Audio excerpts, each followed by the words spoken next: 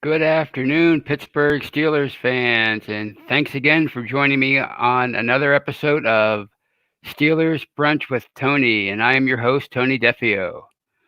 And before I begin, as always, I'd like to encourage you to subscribe to Behind the Steel Curtains YouTube channel. We have a countless number of podcasts each and every day. There's a standard, which I believe is I've heard that called the flagship show of our channel. There's Steelers Preview. There's I said it, hosted by Lance Williams every Friday night at 5, I think.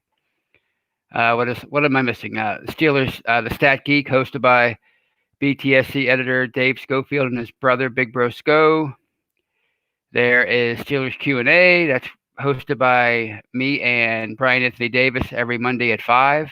That's during the off season. During the regular season, it is called Steelers Hangover, where we discuss the previous day's Steelers game. So please check out all of those podcasts. There's just so many. Again, hosted by Dave Schofield, Brian Anthony Davis, Lance Williams, Michael Beck, the new deputy editor. Just the list goes on and on.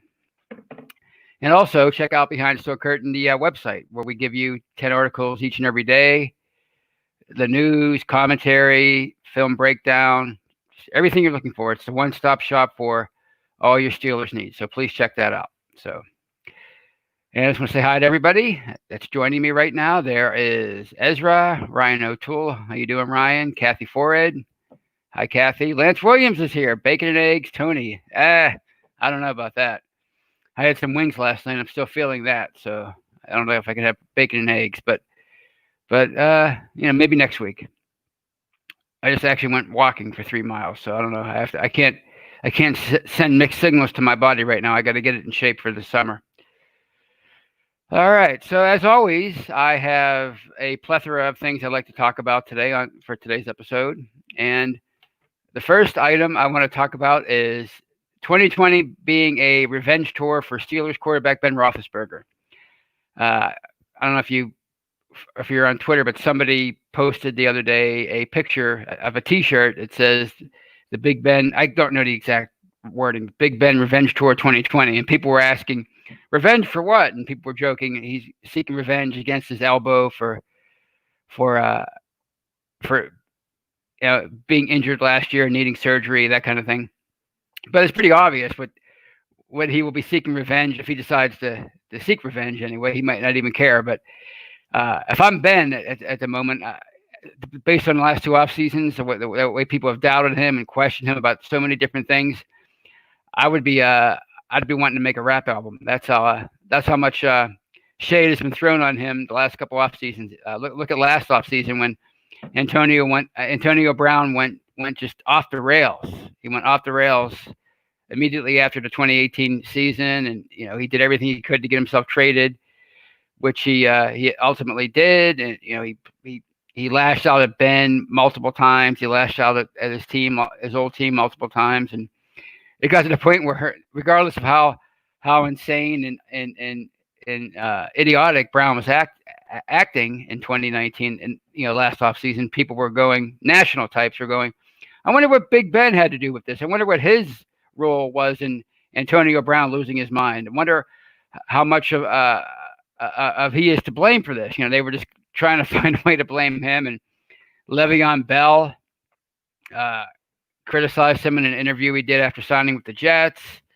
He said Ben was all about himself and didn't care about his teammates, that kind of thing. And of course, was it the running back that was here for a year, and back in 2014 he accused Ben of fumbling on purpose. So there was a lot of ammo for Big Ben to really answer the critics last year, but he only had 6 quarters to do so before he got hurt. So there went his 2019 season. And then this offseason, wow. I mean, the likes of Adam Shine have come out and criticized him again and again and again.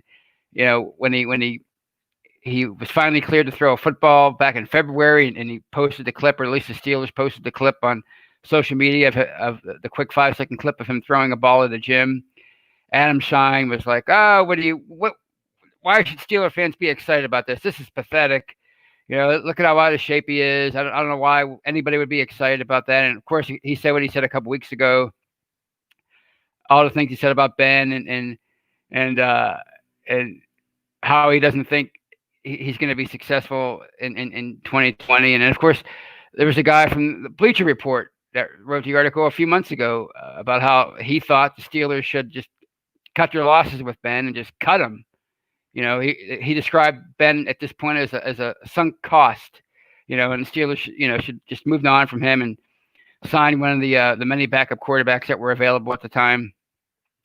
So there are plenty of reasons for Ben to want to show people that, look, you're counting me out. I don't know why you're counting me out so quickly. Why you're also quick to get rid of me, but I'm going to show you that I still have what it takes to be a great quarterback in this league, and quite frankly, I think he's going to do it. I don't know if he's going to be Ben of 2014 when he threw 6 touchdowns in a game 2 weeks in a row. I'm not sure if he's even going to be what he was 2 years ago when he threw for 5,000 yards. But I think he's going to show everybody that he's still a really good quarterback and good enough to make the Steelers a contender, because there's still people out there who are doubting whether or not they can win 7 or 8 games this year with Ben back and with a top-notch defense, in my opinion, no worse than a top 3 defense in 2020. There are still people that don't think Steelers are going to contend, that think that they're the 3rd best team in the AFC North behind the Ravens and the Browns. So, I think Ben has a lot to prove, and I think, the Steelers have a lot to prove as well. Look, we have a good team, and we're getting back our best player, the most important player for any team in the NFL, and that's the quarterback. And not only are we getting our starter back, but we're getting a top tier guy back, a future Hall of Famer back. So, yeah, I think 2020 could be a revenge tour for Ben. If he is healthy, and by all accounts, he appears to be on the right track of being 100% by the time the season starts. I see no reason why he can't be the quarterback that he was 2 or 3 years ago. So that's my first topic I wanted to touch on. And my second topic is something that surprised me last week when I first heard the news. Right before I went on Steelers Q&A, my brother texted me saying that the Steelers were Bert Lawton, the director of communications, the Steelers director of communications. He went on Twitter and announced that the Steelers were likely going to hold training camp at Heinz Field. And when I first thought about that, I thought that just didn't make any sense. Heinz Field is one field. It's not Heinz Fields plural. It's Heinz Field singular.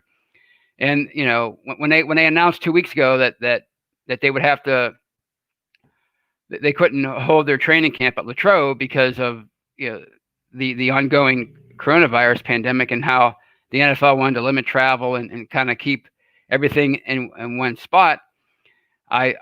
We all assumed that it would be at their normal South Side complex. They have multiple fields, 3, I believe, and that's where they practice anyway during the season. That's where they practice after training camp breaks in Latrobe. Traditionally, they always finish out training camp on the South Side. So it just stood to reason that they would be holding training camp at the South Side, the UPMC complex. But I went and I researched why, and apparently it's because of social distancing issues. With the locker room. Heinz Field has 4 locker rooms from what I've read. One for the Steelers, one for the Pitt Panthers, who also play at Heinz Field, and then 2 visiting locker rooms. So the thought was that they could obviously they want the players to dress at every other locker. So if you have 4 locker rooms for these players, there's going to be 90 players in camp.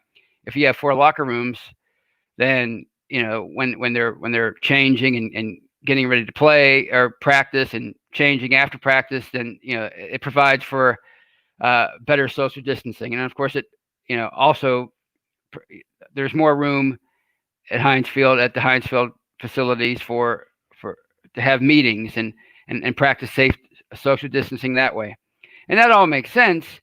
But it but once you the thing that I can't grasp, and I don't blame anybody who can't really grasp the logic of this, is once you have your first scrimmage, once you have your first practice that lasts an hour or two, and these players are just banging into each other and tackling and blocking and all those things, what difference does it make how far apart you are in the locker room? You know what I mean? I mean, I get it. I get it because you have to have these guidelines, but once you start scrimmaging, aren't all bets off? I mean, isn't it really about just containing at that point containment and keeping these players in relatively the same place and limiting their social? I assume that there's going to be limits on their nightlife during training camp, whether it would have been at Latrobe or in Pittsburgh. There's going to be limits, or you would hope that there would be limits, and that they wouldn't. These are early 20-somethings by and large, so maybe they feel invincible and they're going to try to go out and socialize. But I would assume that there's going to be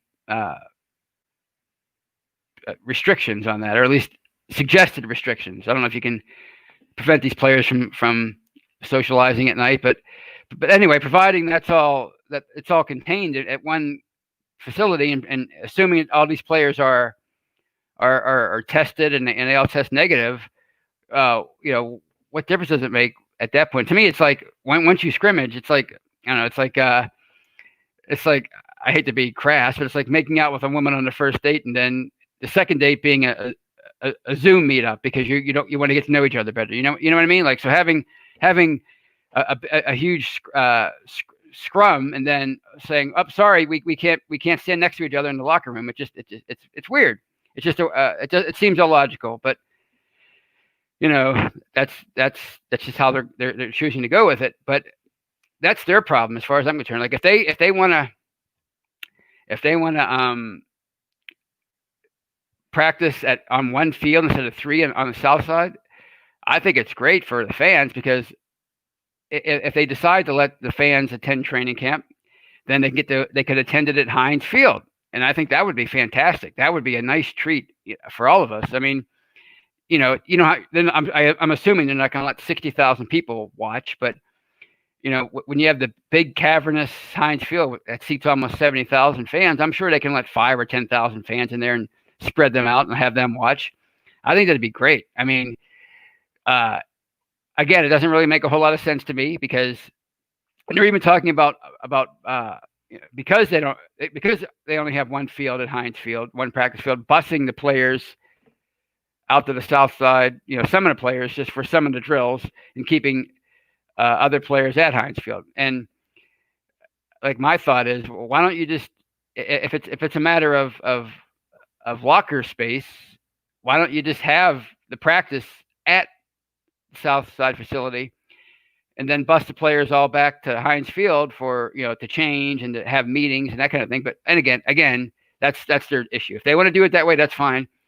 I think from a fan's perspective, it's going to be great if we do get to watch training camp at Heinz Field. It's like, it wouldn't be, again, it would be kind of weird to see them try to practice, have all these scrimmages and drills all in one field instead of spreading out to 3 different fields.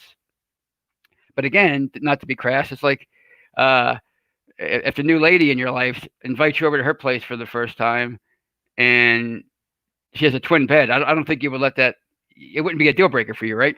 So I think Heinz Field training camp with the fans allowed to watch, regardless of how different it is from a normal training camp, I think it'd be great. So that's my second. Was it my second one? Yes, my second one. And to sum that all up, I think it doesn't logistically, it doesn't make a whole lot of sense to me from what they have to do, with the guidelines they have to follow. But from a fan's perspective, having training camp at Heinz Field, I think it's going to be fantastic. So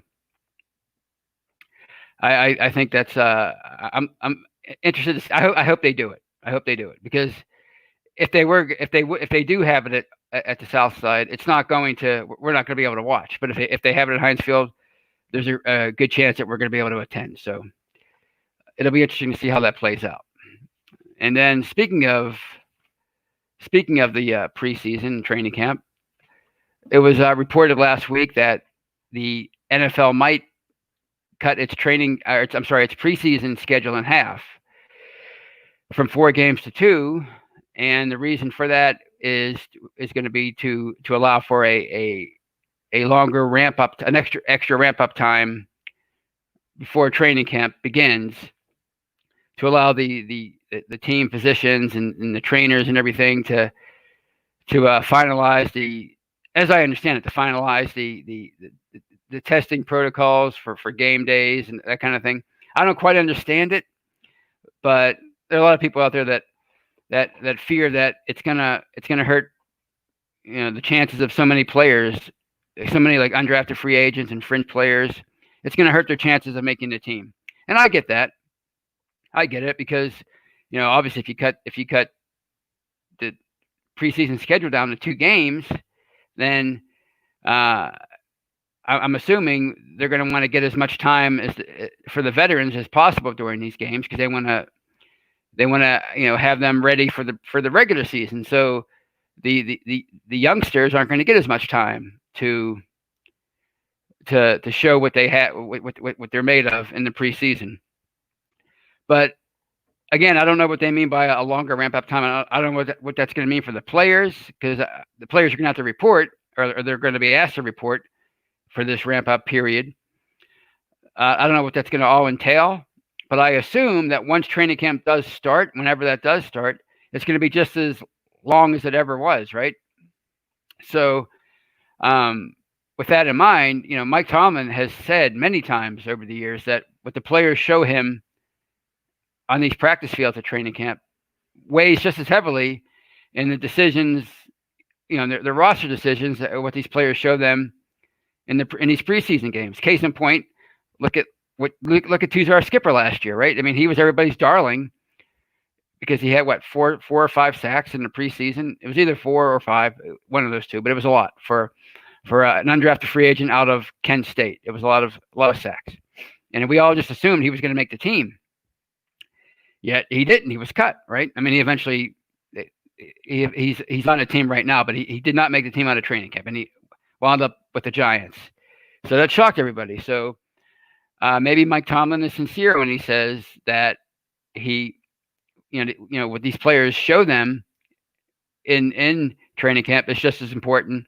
And maybe this year it'll weigh more heavily in their decisions than the preseason games do, because obviously, when you have your veterans, you know what you have in your veterans, so you're going to be paying more attention to what your youngsters and your unknown players, your fringe players are doing in camp. You're gonna see how quickly they get it, how quickly they improve from one day to the next, from 1 week to the next, as they go about training camp. So, and assuming that the schedule is cut down to 2 games, I also assume that the Hall of Fame game will still go on. I mean, I assume it will. I assume it's going to be like every other year, where you have, so many teams have 4 preseason games, and then the teams that play in the Hall of Fame game have 5. So I think, just a guess on my part, but all these other teams are going to have 2 preseason games, but the Steelers and the Cowboys, who they play in the preseason in the Hall of Fame game, they're going to have 3 games. So that might be an advantage for Pittsburgh and for Dallas as far as evaluating their young players, or making decisions on in close races for roster spots at certain positions. So I think it will, if that is the case, and they do get to play an extra preseason game, even if it's only 3, I think it's gonna benefit them and maybe give them an advantage over some other teams in the NFL. Hopefully, anyway. But I still want to. Am I done with that one yet? One sec here. Just want to go over my notes. Bear with me.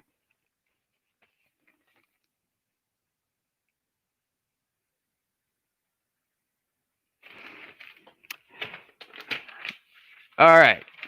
So now, my next topic is something I wrote about last week, something I found pretty intriguing with regards to the ongoing sports shutdown, and that's the fact that the NHL and the NBA and Major League Baseball they still haven't um, they still haven't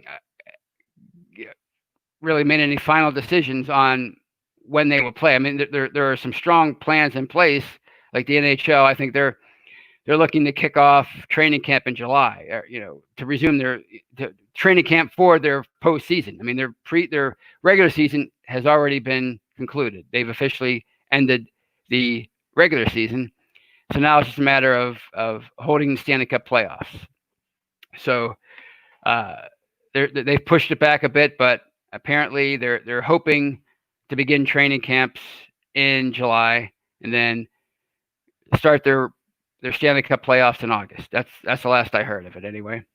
And the sad thing for them and for baseball, who's still duking it out as far as the players and the owners are still going at it, trying to come up with a plan, and it's all over money and prorated salaries, and it just doesn't look good as far as the public is concerned. I mean, we have a lot of people are currently out of work and are on unemployment, and these players and owners are fighting over money, right? So it's not a good look, and it might cost them their season. I mean, they might fight and drag this out to the point where they can't even have a season, and that could really hurt their product. Because when it comes to the NHL, when it comes to baseball, when it comes to the NBA, they've all been behind the NFL in terms of popularity forever. Since the 60s, since the 70s, the NFL has been king, right? And once training camp does kick off for the NFL every year, if you're a avid football fan, if you're a diehard football fan, you might leave behind baseball. If you're a casual baseball fan, or if you're a casual hockey fan, or if you don't even pay any attention to those sports, right? You're just gonna concentrate on football. But this could have been a time, or this could be a time where if you're a sports fan and you're starving for sports, I want to see anything on TV involving competition and players trying to score points or goals or runs and win games. What better time to have the spotlight all to yourself than right now? Like if you're in the NHL is always behind the other major sports leagues in this country in terms of popularity. It's a proverbial niche sport, right?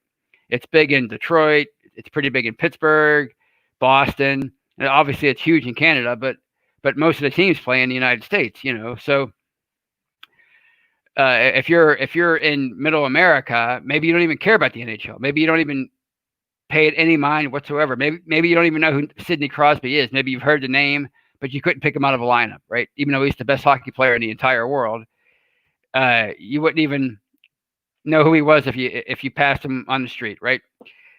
This could be a time for the NHL to be on TV as the only sport night after night after night, and maybe win over some fans that normally they wouldn't even consider watching the sport. Like maybe some college football fan in Kansas who's waiting for Big 12 football to start, or some fans in Missouri, or even Texas, which is a football crazed state, right?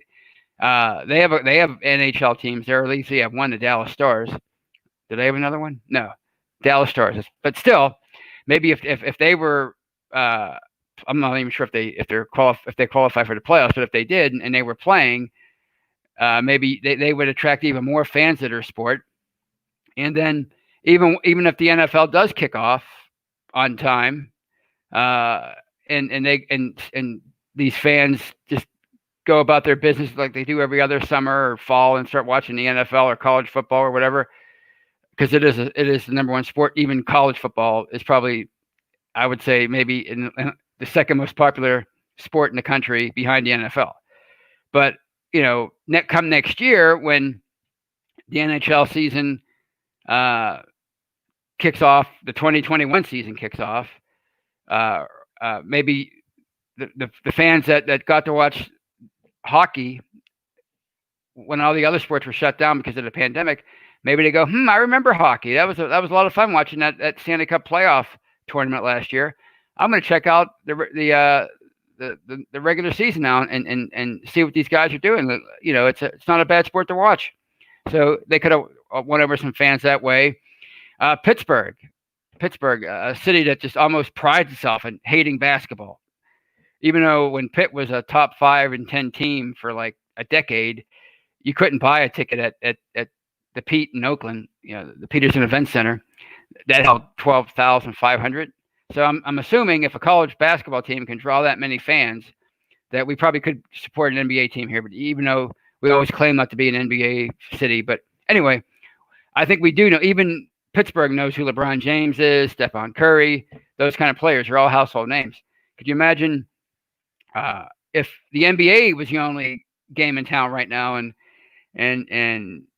what the ratings could be like in a place like Pittsburgh?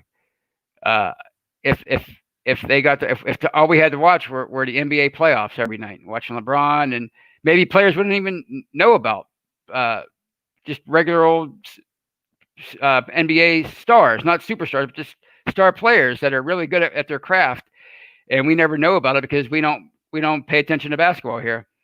Imagine if we got to see those players do their thing every night, and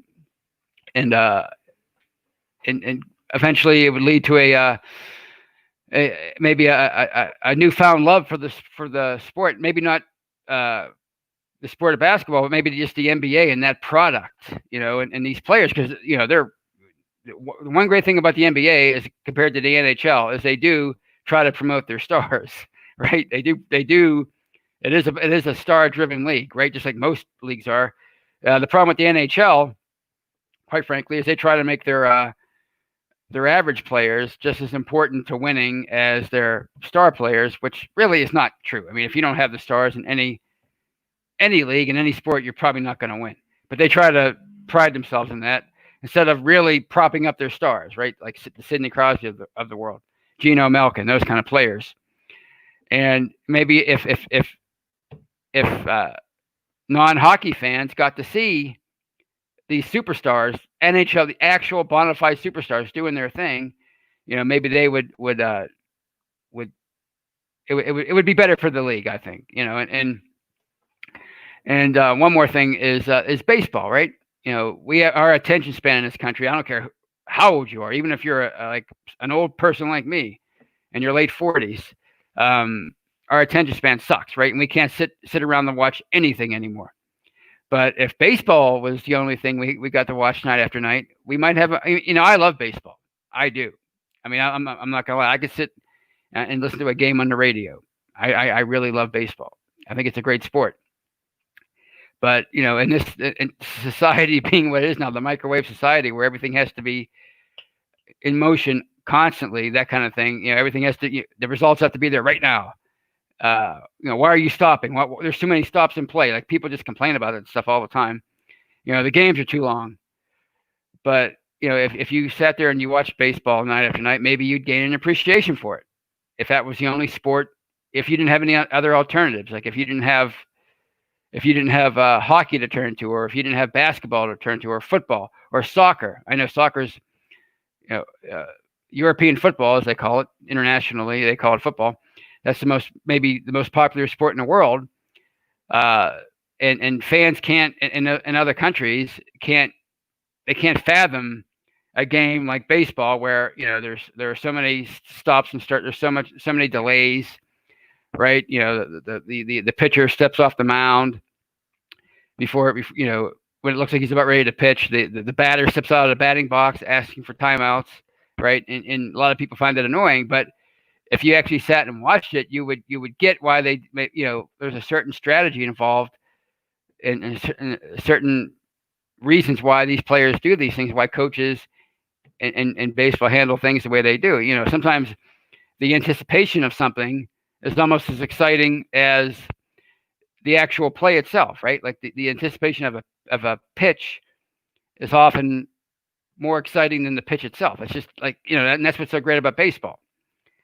So I think if baseball had the spotlight to itself again, I think fans, it would gain new fans, new younger fans especially, who maybe only care about, football or basketball or, sports like that. So I just think it's a shame in a lot of ways for those leagues that they're not playing right now. And I understand that it's all about, safety and making sure that everybody, these players are as safe as possible when they do eventually play. And that's what these delays are all about. It's just making sure these protocols are all in proper, in place, and when these players do resume, when these sports do resume, it's going to be as safe as possible for everybody. But it still is a shame that they're, that they can't, like they're not playing right now, and fans can't see them, like the beauty of their individual sports, because all these sports are obviously, they all have their own uniqueness that, and they all have fans to begin with, but they could attract even more fans. So that's all I want to say about that. And then one final thing I want to discuss is the big news for all you Twitter folks out there. Quarterback Ben Roethlisberger, who's been notorious for blocking just about everybody in the Western Hemisphere, decided to unblock everybody last week. At least that's what they said. I don't know if they officially unblocked everybody or not, but that was the plan. As of last Tuesday when it was first reported. And Ben doesn't run his own Twitter account. And Dave Shipley, I want to, before it's a $10 super chat donation, so I have to put this up there. I have to interrupt myself. Buy a couple Bloody Marys. I respect you, not a diss. I don't know what that means. Does it mean I'm stuttering? That's been a criticism of mine. But guess what, people? This is pretty much how I talk. So you're just gonna have to get used to it. I'm not nervous, but I do appreciate the sentiment. I would like, well, not Bloody Marys. I'm not gonna lie. I don't like tomatoes and tomato sauce, stuff like that. But maybe a different kind of drink. But I'm not gonna do that. I'm a professional. I just have to maybe work on my the flow of my speech a little bit. I tend to talk really fast, especially when I get excited. A lot of people think I'm a stutterer or I'm really nervous, and that was the case like a month ago, but really not anymore. It's just really how I talk. I feel actually, believe it or not, I feel fine. This is just who I am. I know it sucks, right? But thank you for the compliment, David. Thank you for the donation. That was awesome. $10. Thank you very much.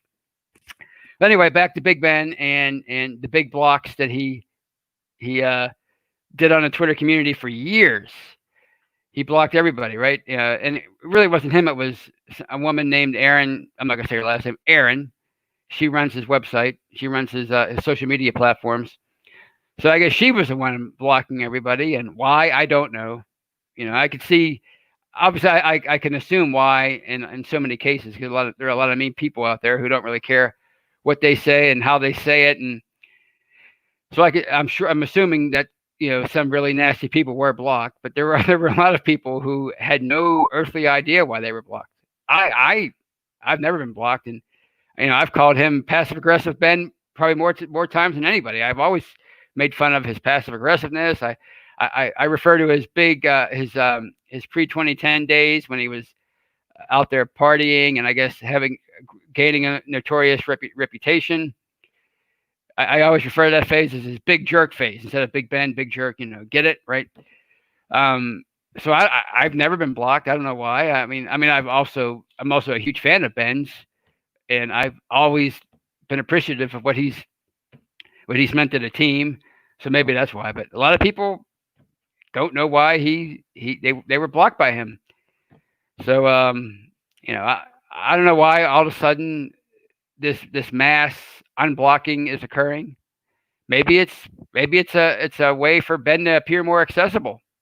Because let's face it, he's never really been that accessible to people. The fact that he has somebody else running his own accounts, and not that he's the only one that does that, but he doesn't really appear ever there. He's never on these accounts himself. So that's just totally inaccessible. And let's face it, there's always been a slight undercurrent of dislike for Ben nationally. So, maybe he's just trying to make himself more accessible. Maybe he's trying to, reach out to people a little bit more.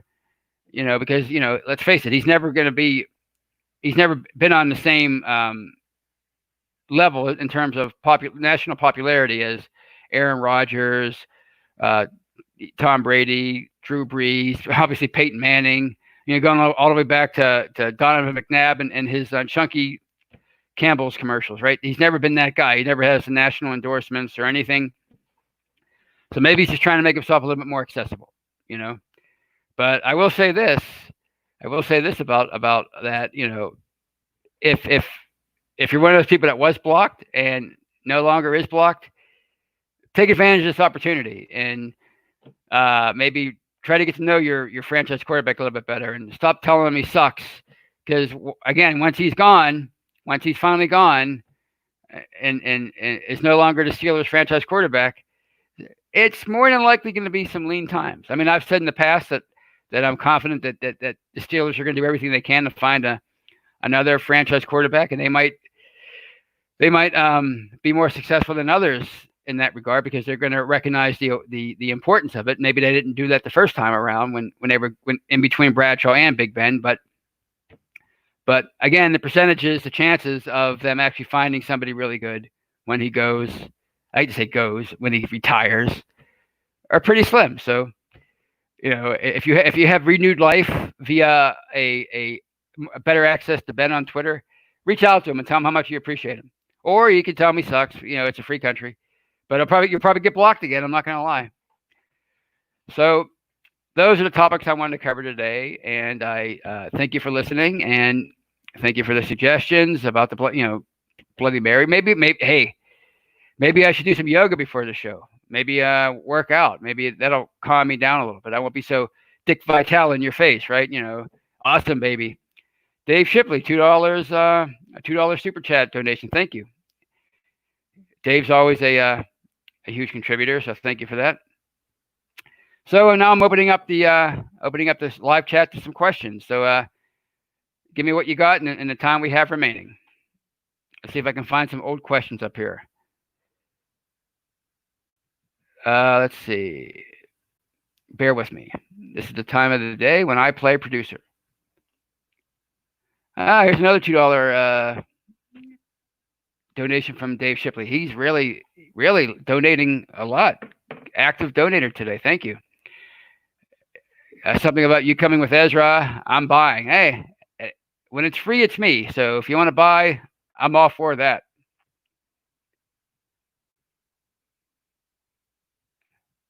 Let's see here. We'll scroll down.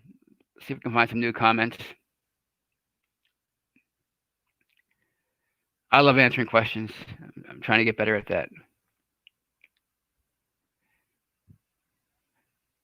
Let's see. Here's one from Donald Nolan.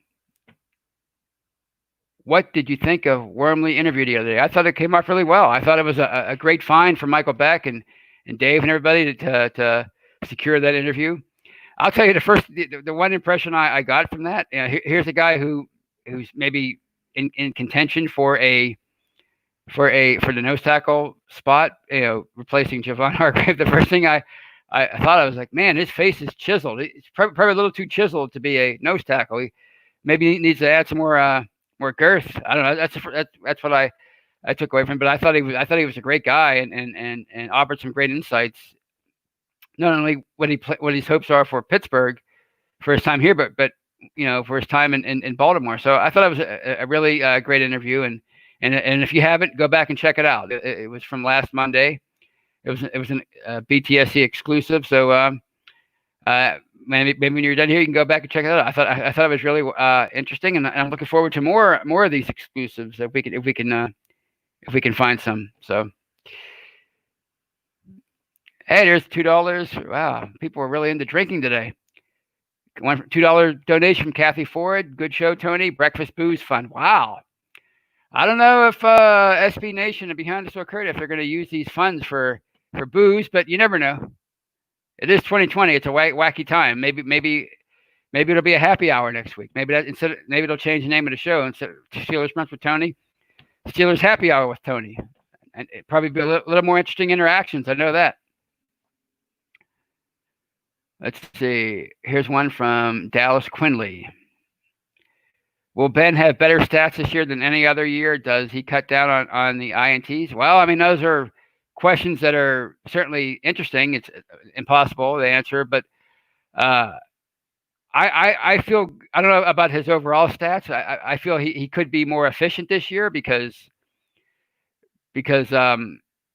maybe he might not have to pass as much, right? They might try to, it might be like I keep saying, like John Elway's later years with the Broncos, where it was more focused on a balanced attack and defense as opposed to putting the whole thing on him. You still need a John Elway because without a franchise quarterback, you can't win.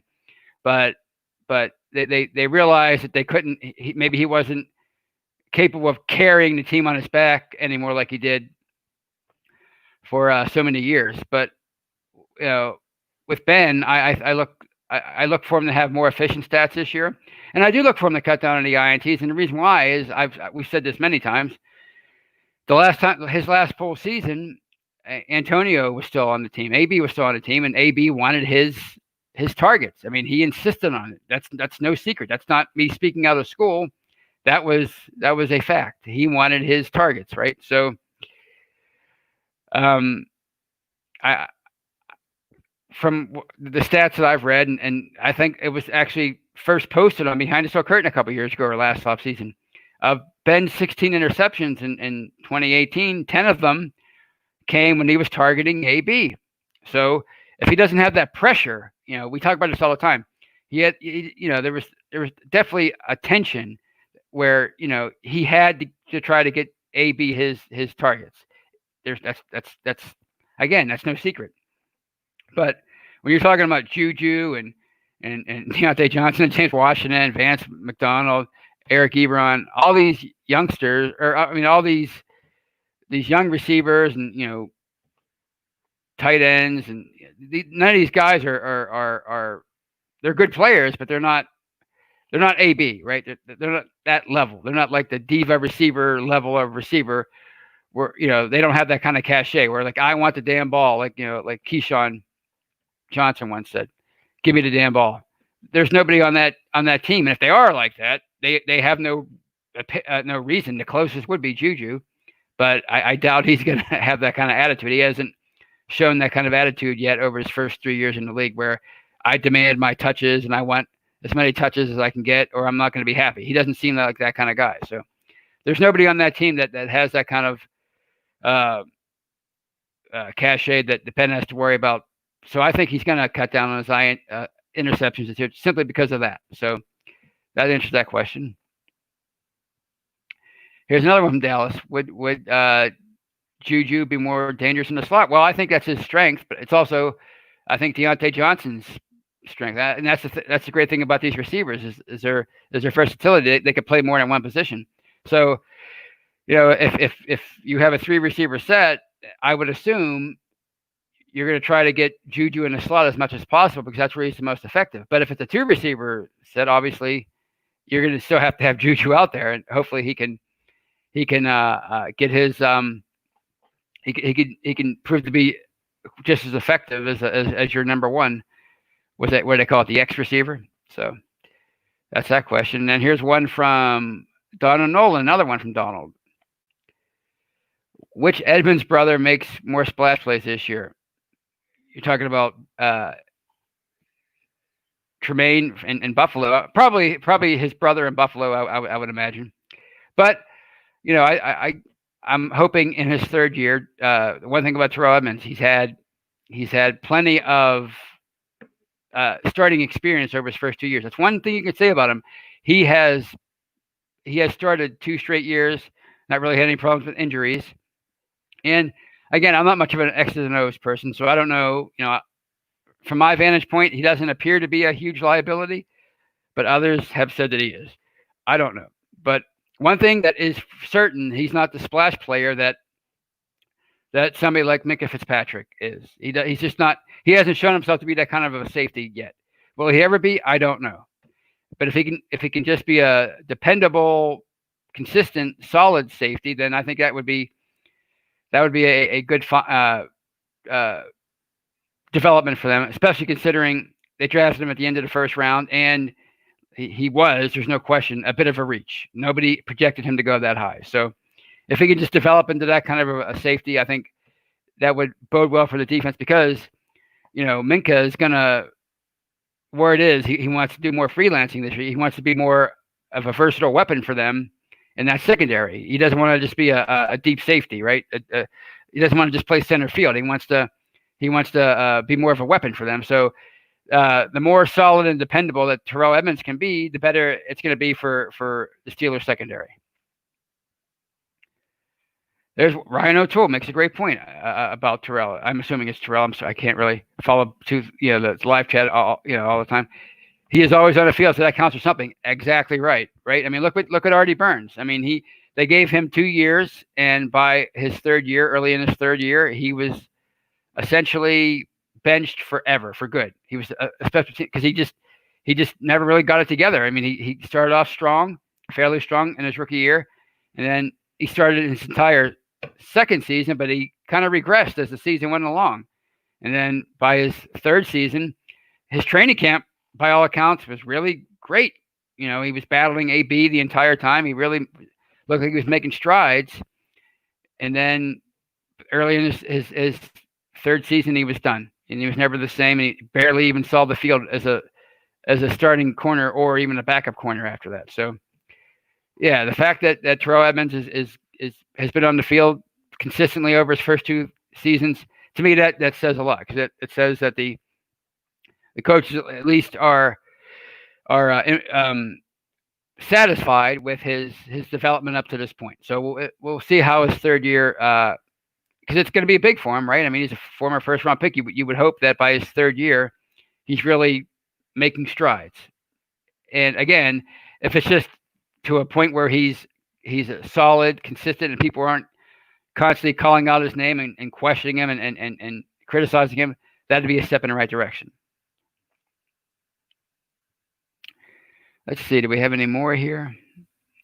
No, but this has been a pretty productive show. So I think I'm going to wrap things up right now. But before I do it, I think I would be remiss not to mention that today, and on this date in 2014, the great Chuck Noll passed away. So our thoughts to him and his family. If it wasn't for Chuck, the former head coach of the Steelers, as you know, a lot of us wouldn't even be. I might not even be doing this show, and you guys might not even be in the live chat. That's what he meant to the Steelers organization. He, as Dan Rooney, the late owner, once said of him, he taught them how to win because they did not know how to win. The first 40 years, they showed that quite well. And Chuck Noll came along and kind of gave them the blueprint, and one that they've been using ever since. So, yeah, Kathy Ford, rest in peace. Exactly. Amen to that. And here's one from Ezra. Like the show, gang. Thank you very much.